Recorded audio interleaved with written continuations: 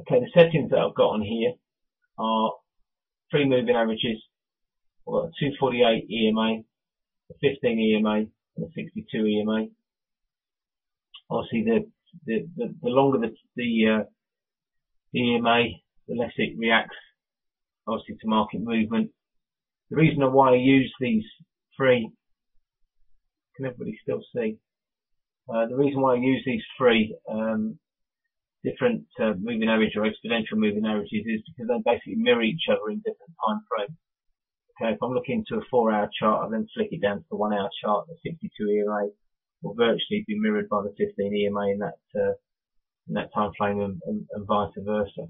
Okay, so what I look to weekly charts, daily charts, 4-hourly, hourly charts, and then sometimes all the way down into 15-minute charts to try and get entry and exit levels.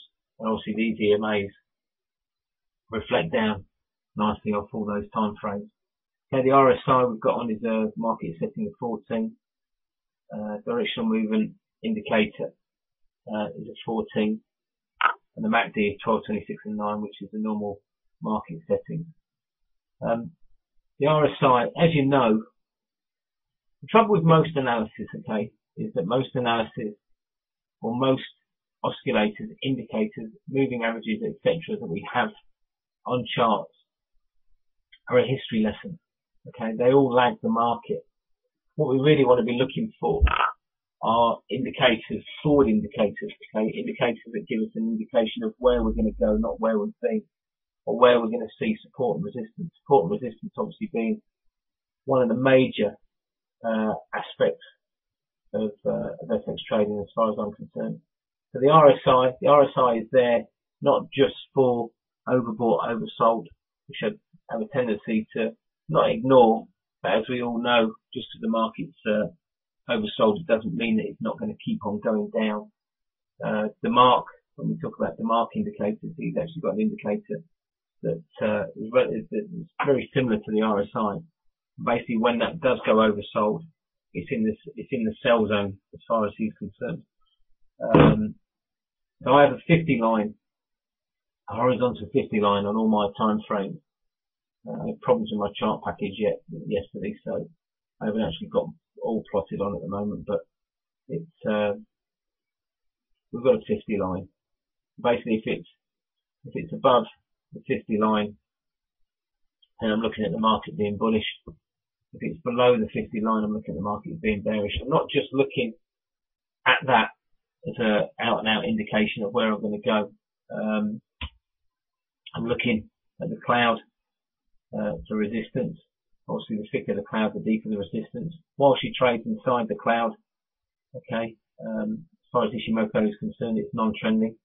I'm then looking to my moving averages, okay, to keep me in a trend. Okay, obviously the trend here being to the downside. The 62 EMA holding this pair, well not this pair, the gold, quite well. Okay, obviously she's then trading underneath the 15 EMA as well.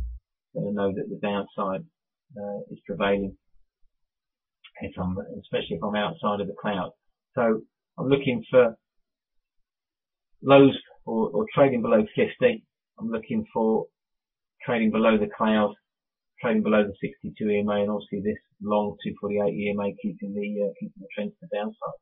Obviously, the hard part of trading is trying to know when the trend is going to change, because obviously we're not going to break the cloud for a long time. We're not going to break the 62 EMA for a long time. We're not going to break the 15 EMA. We're not going to break the 50 on the RSI. Okay, and so this is obviously a difficult period, is trying to pick the bottom, as we all know. So for that, I do use fib levels. I do use the MACD. I use the MACD purely to show me divergence, nothing else. This DMI might look a bit crazy. A lot of chart packages have only got this sequence that's on the top. The reason I like it on this chart package is because it's got the bars, and the bars are obviously showing me strength. Okay, quite simplistic to use when you put the bars on. Obviously, it's like a bit like MACD histogram. When the bars are red, the bias is to the downside. Okay, the bias. Notice I say the bias is to the downside. Sometimes you will get purely red all the way along and you'll just get a huge great down move. It obviously doesn't happen very often because as we know, the market's moving in sequences. So those are my settings, okay, and then I'm basically looking to Elliott wave or in particular not just Elliott wave but fib levels. Okay, and I'm looking for price action around those fib levels. The most important part, I believe, of trading is price action. And price action around support, around resistance, around fib levels, around trend lines is the most important part of trading, because that is price action at that point. Okay, all the rest, moving averages, etc., they are showing you the average price of where the price has been, not where the price is at that point.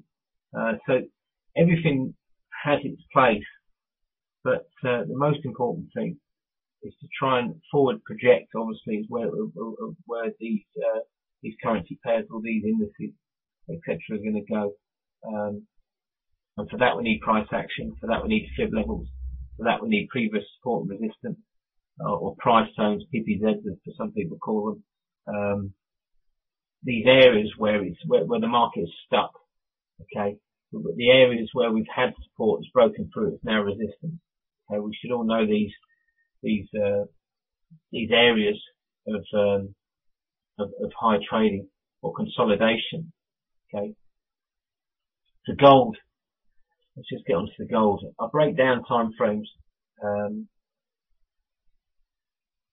It's the easiest way, I believe, of trying to find out or to try and make sure that you're not trading against the trend too much. Breaking down from weeklies into dailies, into 4-hourly, into hourlies, etc., which we talked about before, I find to be the easiest way to decipher where the market's going to go.